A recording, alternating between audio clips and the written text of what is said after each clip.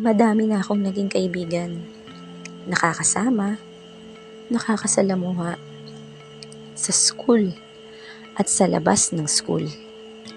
Iba't ibang klaseng tao, iba't ibang galawan, iba't ibang the moves sa buhay, buhay sa paaralan.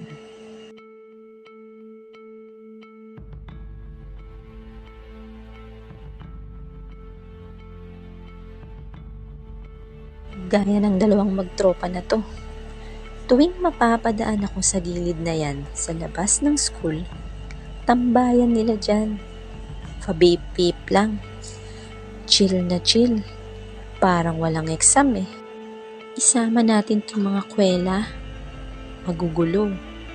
Pero mababait na anak ng kapitbahay namin si Aling Mean. Ayan, may sunduan pa talaga ang magbabarkada. Heto, nagkayayaan na naman. Pati ako, nakitambay. Susubok lang. Bakit nga ba di kaya pigilan? Bakit nga ba masarap? Bakit di naaawat? Masarap din kasi tumawa minsan. Masarap lumimot. Yung malaya ka. Walang sisita. Walang sasaway. Anli, sabi nga. Kahit di naman talaga tama.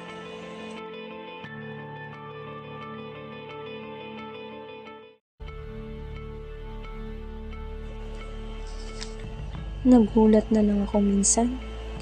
Nakita ko si Charles. Nagpapasama sa guidance. Kailangan daw niya ng kausap. Kailangan na daw niyang simulang magbago. Titigilan na daw niya ang pag-vape. Hindi na daw kasi maganda yung pakiramdam niya. Siyempre natuwa ako para sa kanya. Naisip ko, kaya naman pala. Basta gugustuhin. Walang imposible. Basta sisimulan mo sa sarili mo. Maraming taong handang makinig at tumulong sa'yo. Sana, tuloy-tuloy niyang magawa na tigilan ng mag-vape. Mahanap na sana niya sa mas mabuting paraan yung libreng oras niya sa bawat araw.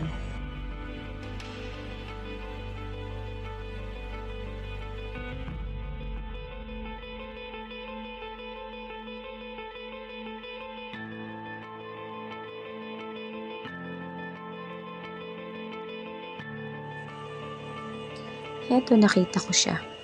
May mga bagong kaibigan. Kilalang mabubuti. Sana walang maligaw sa kanila. Wala nang sumubok tumikim ng kahit anong bisyo.